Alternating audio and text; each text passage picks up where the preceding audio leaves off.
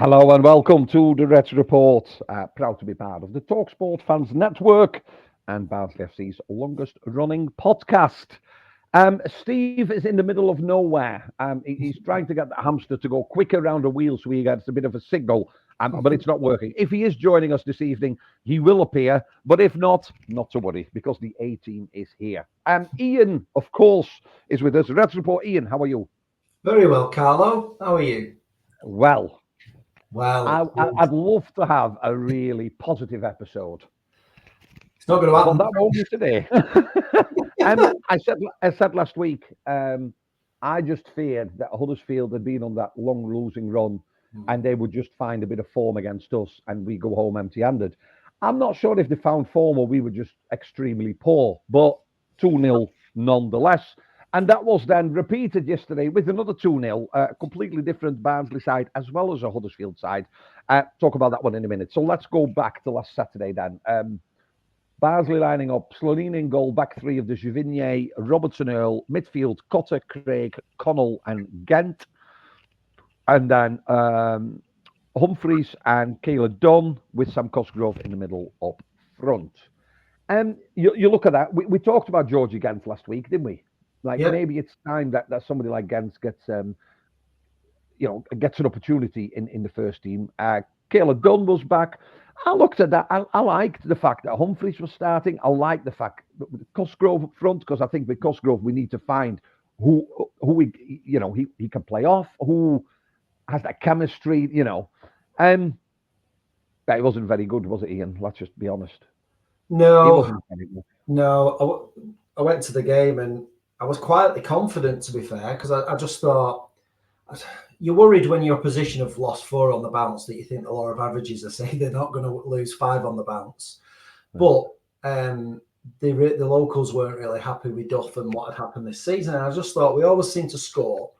I'd gone for a 2-2, I think, last week in the podcast. And I just fancied us on the counter. I just really thought we were going to be up for it and they'd have a right go and maybe get something out of it. I called for Ghent to come in the side. I thought the two big men up front and then Keeler Dunn. I thought, see what comes of that.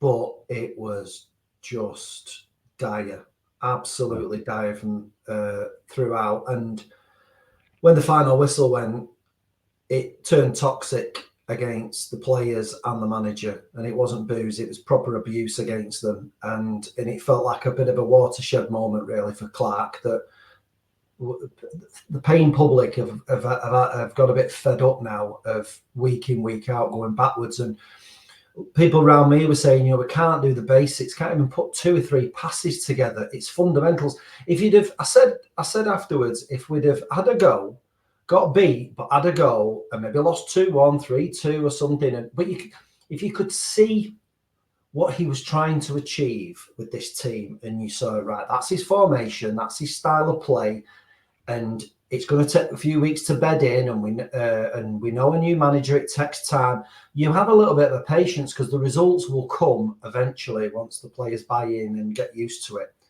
But nobody can tell any of us what is that style of play.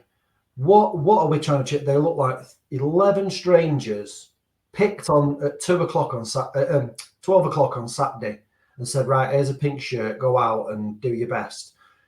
And nobody knew what to do. Nobody knew whether to go forward, go long, go short, just right through the team. There's just no coaching. There's no, at least I saw Huddersfield, and for all their troubles this season, they knocked it about. They played nice passing football. Not all the time. They knocked it straight out sometimes. But generally, you could see the energy in the team. You could see they were trying to do something.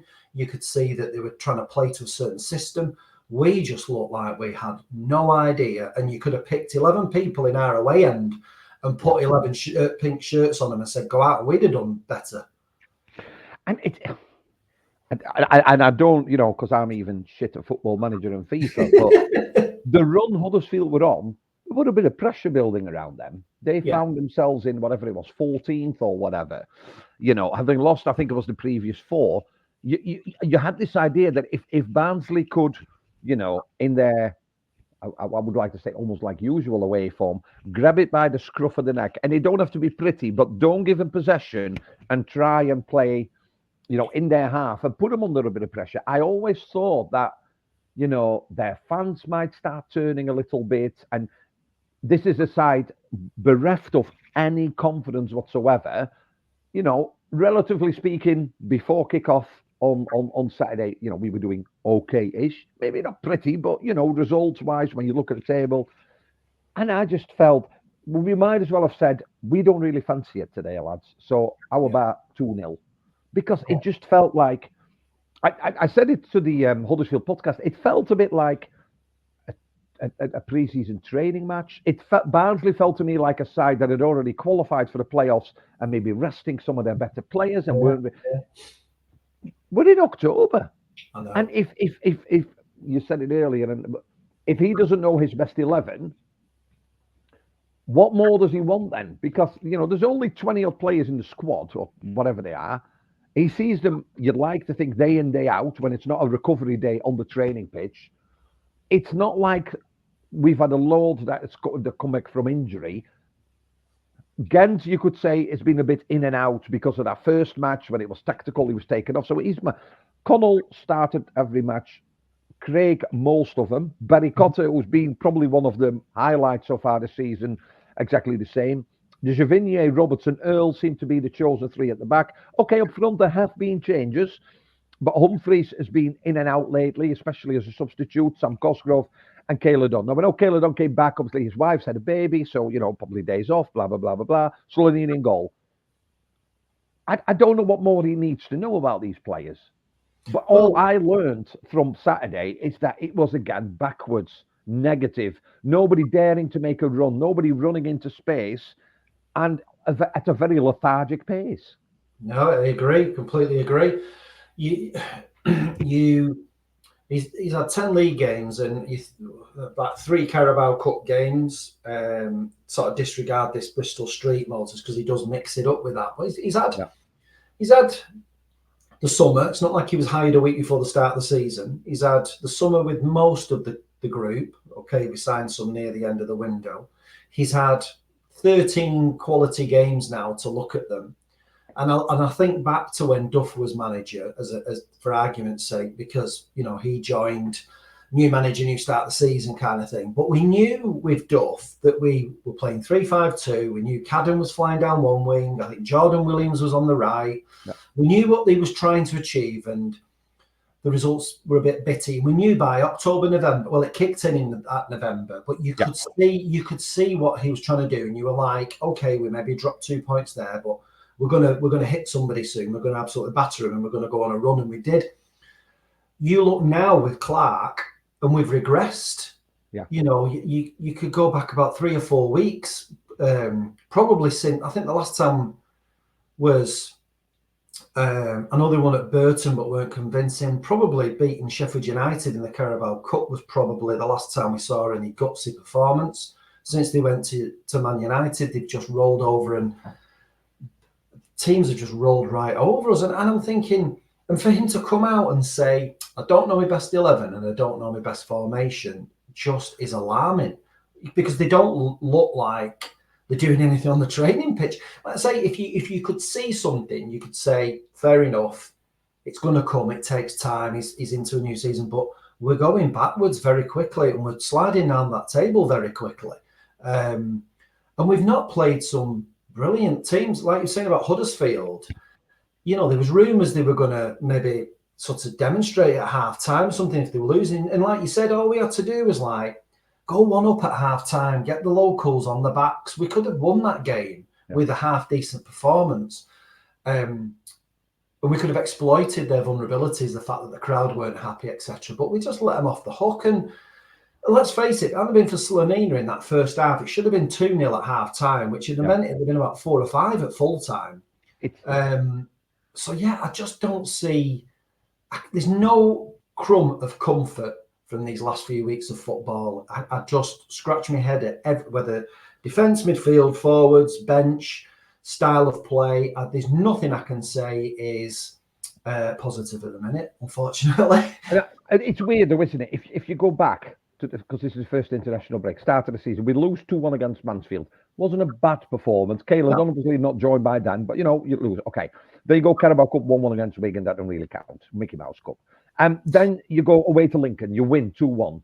And you think, oh, well, that away form's still there. Then you've got the Manchester United. It was a weird one when you're 2-0 winning with 6 minutes. But you know what? It's the Bristol Street Club. Okay. So then you've got a home game and Northampton 2-2. But it's at home and we haven't lost. So you think, okay. You then win against Sheffield United and a decent Sheffield United side. So that gives you some confidence. You then go away to Crawley. You beat them 3-0. You think, oh, we're flying. You then get the home win. You get the home win on the 7th of September against Bristol Rovers, 2-1. And that giant monkey, pink elephant, or whatever animal you want to call, is off your back. It's done. Yeah. You then get trounced by Stevenage 3-0 the week after. The Tuesday after, 7-0 against Manchester United. You re-find a little bit of form. And you know what? Burton Albion, you win 2-1 away. Great. It's another away performance, isn't it? Then you get the 2 draws, Stockport and Wickham. 2 home matches. So the home form, you're not losing, but you're not really picking up that many points. And then it just feels... I thought it was the right time to play Huddersfield. They were on that streak. How much... I don't want to name individual players because that's not what we're about. I just feel, and it's a bit like 60-40. I put 60% of the blame at the feet of Daryl Clark. We should be seeing some consistency now with players, positions, and tactics, and we don't really. I think some of the players could do better, but we don't know what the instructions have been. So therefore, you know what I mean? We could say they should be going up more or doing this more. Maybe they've been told not. 60, is that honest, or would you say actually maybe it's more? This is maybe more a tactical downfall that we're suffering rather than the players, or is it the players? Are you one of them that says no? It's not. It's those 11 players that know how to play football. They're just not doing it.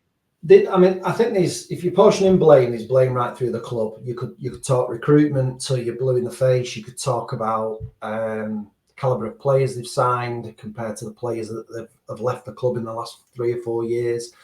But ultimately, some of the players we know can play a hell of a lot better and are not doing. But ultimately, they do not look coached. They do not look like there's any work going on the training pitch. They don't look like they're working to a plan, a formation, a system, a style of play, anything like that. And ultimately, it's the coach and his coaching staff. That's their job to get the confidence, because there's no confidence in this team. That's probably why they won't take a player on or pass forward, because they're just scared stiff. And that has got to come from the coach. Whatever hand he's been dealt in the transfer window, and there are a smattering of some good players when you look at Keeler Dunn, Humphreys, for argument's sake. Connell should be better than he is. They don't look coached, and you could put a different coach in there, and they could get a tune out of them players. You don't need to suddenly make 11 signings. So I put it probably like 70-30 on the coach.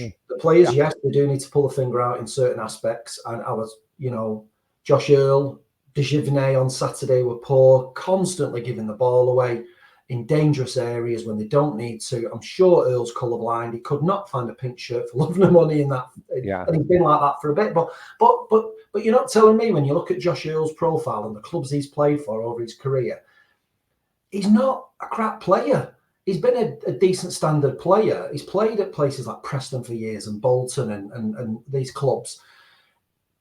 I'm sure if he's coached a bit better, we'll see a better Josh Earl. So I firmly think it's not right from the instructions from the coaching staff at all. During that match, we talked about him. So Craig was replaced by Jonathan Russell, who we've not seen for a little while. Barry Cotter make way for Corey O'Keefe, Georgie Gent for Josh Benson, and Fabio Jello came on for Stephen Humphreys. Now, I'm talking about Jello. I think for quite a few of us, we looked at maybe this could be the season where he got proper integrated in that first team.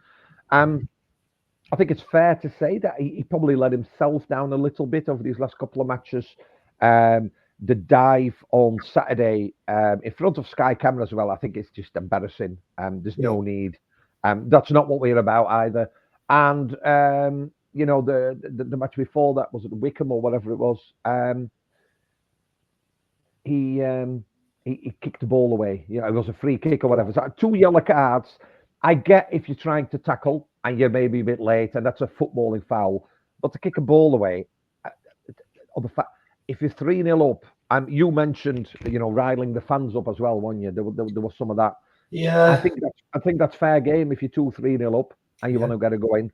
But I think we should concentrate on playing football before we start riling away fans up. Or is that maybe a bit too much? Yeah, I mean the sort of kicking the ball away at Wickham, getting the yellow card, in isolation isn't a big deal. But when you then look at what happened on Saturday, and he tried running at the Huddersfield defence, it caused them a few issues. But that one, I mean, this is not my line, but it's a belter. Somebody was sat behind me and said, "I know we're playing in pink, but there's no need to dive like a salmon." It was.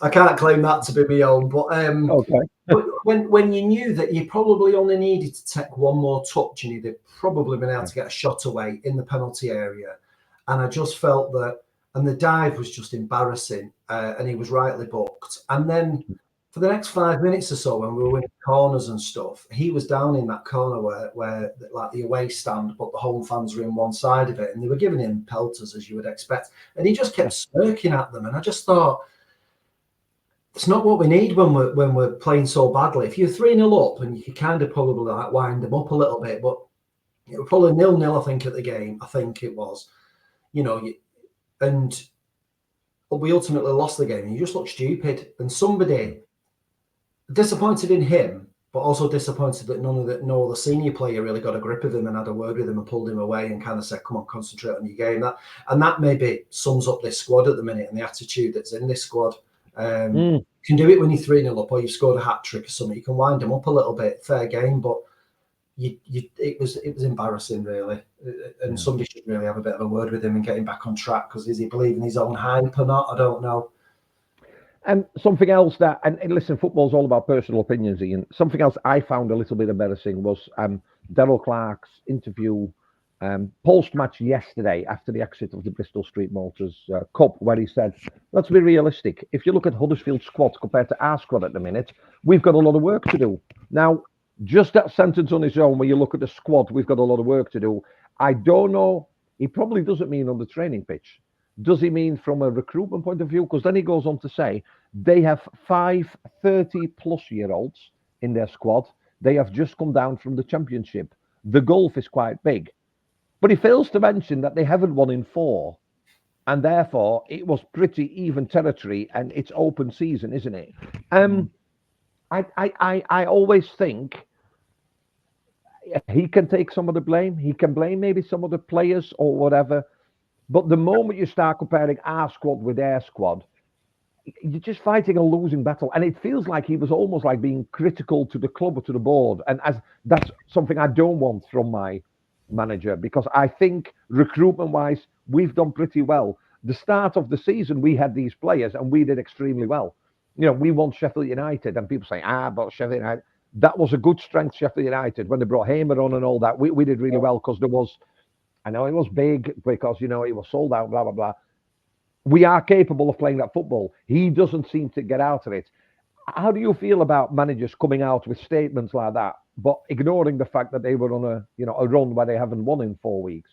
Yeah, there's a couple of times. I mean, we could have a separate podcast about recruitment, and we know that there are errors, but for the money that they put in, which isn't a great deal, they've probably done as good a business as you could. I mean, to get Keeler done for one, but I just think to myself, I think he said, was it after I can't remember if it was after the Stockport game recently at home, he's or it might have been Wickham actually, and he said he expected a bit more quality here. And I just wonder whether is that another dig at the board to say, well, I expected a better squad. And then is that him having a dig again last night about squad? But I wouldn't compare them, because I've been more concentrating on the fact that he gave a shirt to a number of fringe players, or players give them a good 90 minutes and almost like last night say, go on, try and strike a claim for a shirt after the international break, and nobody could be bothered. Nobody took that. I'd be more worried about that than talking about, well, their squad's got 30-odd-year-olds and all this. He needs to look closer to home at his own squad and just concentrate on that, rather than saying, well, we're coming up against. It's like saying every week, well, we're playing Wrexham and they've got X amount to spend. And just concentrate on your own. Get your own house in order first. Don't start comparing and that. I fully agree. I tell you what, we were watching telly. I was watching it on the other screen. And my wife says, "How they're playing?" I says, it feels a little bit like he got the whole squad together, and they had to pick an envelope out of the box, and half of them could go on holiday, and half of them had to play against Huddersfield, and it's a little bit like, red envelope or pink envelope meant you play. Like they didn't really want to be there. It felt very disjointed. One positive, if we could call it positive, we saw the first glimpses of Nali, and he was the only one in fits and spells that sometimes tried to play the ball forward. He played a really nice pass at one point, so like outside of the edge. Not very often, but when you talk about first opinions, you think, but that's good enough. Yeah. I don't know. Friend of the show, Leon Wopshell, Yorkshire Post, normally gets it spot on, as do our colleagues from BBC Radio Sheffield. He put yesterday, worrying times at Barnsley, poor home form this year, squad depth quality issues, late goals against. And Ian, what is it? What is the stat at the moment? It is something like the last 6 or 7 games we have conceded from like 70 odd, nearly 80 minutes in the last 7 games. It's which is quite a damning stat when you talk about energy levels, concentration levels. But I mean, that's only part of the problem at the minute. Yeah, in the last 7 games, we've conceded in the last 15 minutes. Hangover, and then he put hangover from last season, fan apathy, 2 poor derby losses, tough danger games, and they are the ones coming up. Feels like a perfect storm brewing, hopefully not. And of course, us as Barnsley fans, let's face it, I'd like to think we don't ask for much, do we? We ask that when we spend our money and we come and view, we feel connected to the team. And the horrible thing is, the club made a fantastic gesture by talking to the shirt sponsor and playing in pink for breast cancer and raising money and everything else. Fantastic. But that's on the commercial side. They got that spot on, as they did the boxing earlier on this year. On the pitch, though, I don't feel connected to this team. I don't feel that represents a team that represents I know it's not my hometown, but it's the town where I live. Yeah. It don't feel like a battling, never give up Barnsley side. Yeah. It sometimes feels a little bit like a team that, I know it's not, but the only way it looks like, I'm not saying that, but it looks like they can't be asked that much.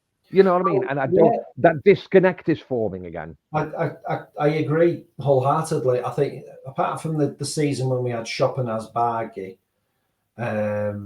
the other managers we've had in recent times, probably from Stendhal onwards, that I can think of in short recent years, have worked the knackers off for that shirt generally. We didn't play brilliant football under Val, but they worked hard. You looked under Duff, we were workmanlike, but they worked the knackers off. We're not getting the basics at the minute with this team, are we? There's no sweat on the shirt, there's no effort. And like I say, if we'd have gone on Saturday, give it our best shot and still not won, but you could see that they were trying and what they were trying to do, and they bust a gut, then you kind of can applaud them off a little bit, can't you? And go, all right, it wasn't our day today, etc. But we're not getting that. We're not getting the basics, and we're not getting what appears to be that effort where it looks like if it carries on, it's only going to go one way, isn't it? And we're going to be looking for a new manager. And it's international break. When you talk about, stars aligning, we've got a week off. You'd think, wouldn't you? I said I'm not a football, and I said before I don't aspire to be a football manager. I just thought after the performance, it was the perfect opportunity. Whether you want to go further in this cup or not, it was the perfect opportunity to put some of those players out again and say, let's do it again. Let's start again. We now know what they're like. both sides, of course, make changes. You looked at some of the players coming in for them, you think, well, these are players, but it don't matter. Sheffield United came and we still beat. So it's international break. Do you get them in extra or do you give them a break? Oh, you get to do double sessions. Get them in. This is. To be fair, this is a great opportunity with no football on Saturday to get back to basics and start saying, right, this is my formation, this is me 11, and I'm going to stick with it for the next 5 to 10 games, and we're going to see if it works. And you're my front man, you're the one who plays off. This is my midfield, this is my back 3 or 4. And barring injury, we're going with this and we're sticking with this, rather than this kind of like chop and change during games every week. It's a perfect opportunity for him to go back to basics, draw a line in the sand and go, right, come on, whatever's gone on has gone on. Yeah. We start again and we literally, this is what I'm doing now. I'm putting me, this is how I'm going to play, how my Barnsley team's going to play, and get them in and start working with them and building the confidence up so that they hit the ground running after the international break and they know exactly what's expected of them. I put something out on Twitter tonight and I said, if you had one thing to work on, if you were the manager, what would you do in this international break? And by and large, it was like, pick your formation you're going to stick with and a style of play and work on that. And come out in the press and say, right, this is what we're doing for the next 10 games. Stick with us. I know it'll work. And yeah, it's a perfect opportunity to kind of do that and start again, really, and have a reset. Perfect opportunity then in international break to look at the table. I'm going to give you the top 10. Birmingham are first. I think many people would have predicted Birmingham would probably not walk this league, but finish in top 2. Well, Wrexham are second. I mean, we sort of, they're on that meteoric rise. Obviously adjusted really well. Mansfield, same. Mansfield, the third. Mansfield doing well. Lincoln were in or about the playoffs last year, weren't they? So you think, yeah, okay. Wickham in 5th. I don't think many people would have put Wickham in 5th, but there you go. Stockport in 6th. Exeter in 7th. Charlton in 8th. Huddersfield in 9th. Blackpool are in 10th. I have to be honest, Blackpool are tied 10th, 11th with Barnsley. Both 10 played, 15 points.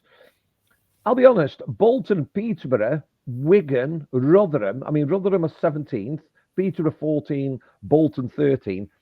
It's not just us that maybe had a bit of expectation on the shoulders that are not performing so far. How surprised are you with people like Bolton and Peterborough? I know Bolton have improved a little bit after an awful start to the season. But What about Rotherham? What about Wigan? Because we mentioned them as, potential playoff candidates, didn't we? It's not saying they won't, but... Yeah, it's been a bit of a strange season because I think I've read something that because we played in the early game, had we actually won at Huddersfield, we could have gone second temporarily, which is a bit... So it is a bit of a funny league at the minute. Yeah. And I'd say, Mansfield haven't suffered from losing Keeler Dunn. Stockport have surprised me, jumping up from League 2. They've had that bit of a bounce. Bolton they slipped up against Shrewsbury, didn't they, on Saturday? But have been on a bit of a bounce back. Yeah. Blackpool had a shocking start, sacked the manager, got Steve Bruce in. He won his first 4 games, but then lost at the weekend. So that's kind of evened out. All isn't lost if you could get some form going. Yeah. It's a long way to go. You could still be in and amongst it, couldn't you? If you just settle down into a bit of form, that's what you need. Otherwise, you would slip very closely down to the bottom, and then that's when the knives really come out. Yeah, Cambridge at the bottom. Like you said, really, like with the likes of Rotherham and people like that, that they've had a bit of to win 3 games in 10 with the amount of signings they've made. That is surprising, but you'd expect them to kind of hit some form at some point, wouldn't you? And but yeah, it's all isn't lost. We're only 10. We're not even a quarter of the way in the season, and no, got a chance to sort of. Yeah, and we're not off the pace. We're not off the pace. 7 points between Birmingham in first and Barnsley in 11th. So, you know what I mean? It's not. The only issue we've got now is is it Charlton and Blackpool, I think, are the next couple of games, who are both above us, but close on points. So they'll be true tests. They will be, because Blackpool away won't be easy. I think Charlton's at home, but you know our home form. These two will be quite an acid test, I think. Interesting time to come. I don't know whether players have got some holidays or not. Somebody posted on social media that a lot of them on Saturday didn't go back on the coach. I suppose, quite a few players live out that way because Huddersfield is not a million miles clearly from Barnsley. So maybe they found it easier to go in their own car rather than going to Oakwell to go past their house to go, you know what I mean? So, you can't read too much into that. It's I think as fans almost a quarter in, it's now time that we see a team that is planned and orchestrated by Daryl Clark. Daryl Clark, who's got a very good idea of what this town is about and what this football club wants, and more important, what the fans want. And I don't think anybody expects us to play Champions League football in 5 seasons. All we want is what the other manager used to say is sweat on the shirt. And I don't mind going down 2-1 and going down fighting. What I have got a problem with is, and this is the story for me for the first 10 games, we always look weaker after he's made his subs or, the plans changed. And we always, there is something about mindset when you concede a goal in the last 15 minutes for the last 7 matches. That's mindset. I don't know. We've got a lot of people on the coaching staff. Maybe we ought to bring like Yuri Geller in or something just to sort of, get in that space. But all is not lost. But I think it's time now that we start seeing, a different Barnsley and a Barnsley that fights for the ball and a Barnsley that's on the front foot and not on a sideways one. Would that be fair? Very fair, yes. I think the minimum you expect is that sweat and determination and try and play some nice football, because football's an entertainment business. You want to be entertained, don't you? You want to go to the match and see a bit of entertainment, and we've been starved desperately of any form of entertainment in these last 4 or 5 games. And before we close, I just wanted to give a quick shout-out, stroke mention to Craig Walker, big Barnsley fan, who's in hospital in intensive care, not doing very well. And I know his family listened to the Reds report. So I messaged his son a couple of days ago just to say that, obviously, we're all thinking and we desperately hope that Craig pulls through. And best wishes and strength, I suppose, to all this, to the friends and family, and let's hope that he's able to be at Oakwell again soon with his family. So that's Craig Walker, big Barnsley fan from Wombwell. Well, Ian, clearly no episode next week because all we'll be talking about is what could happen against Blackpool, and we just don't know. So we will review that the week after, which then coincidentally also is the week before half term, and as you know, that means that there's a holiday for me coming up, or a week off, not a holiday, a few days in Holland, and then maybe I'm going to see my mum again. Any plans for the weekend then, Ian? Go on. Any plans? Oh yes, I'm going to watch Clinton Baptiste from Phoenix Nice. The spiritual healer. Get in a word. What word are you getting, Ian? Well, I'm hoping he might be able to see the future and see what happens for Barnsley over the next few games. Yeah, and maybe give him a bit of a business card to say. Maybe ring Oakwell and see if he can get in the head of the players as well, just to try and, if we need help, we'll get it from anywhere, won't we? You have been listening to the Reds Report with Ian and Carlo. We'll be back in 2 weeks' time, hopefully with some points on the board, some fast forward playing football, and a manager that knows his best 11, because that's not too much to ask, is it, after 10 matches? We'll be back in a couple of weeks. Thanks very much for listening. You Reds, Moo Reds, just score Reds.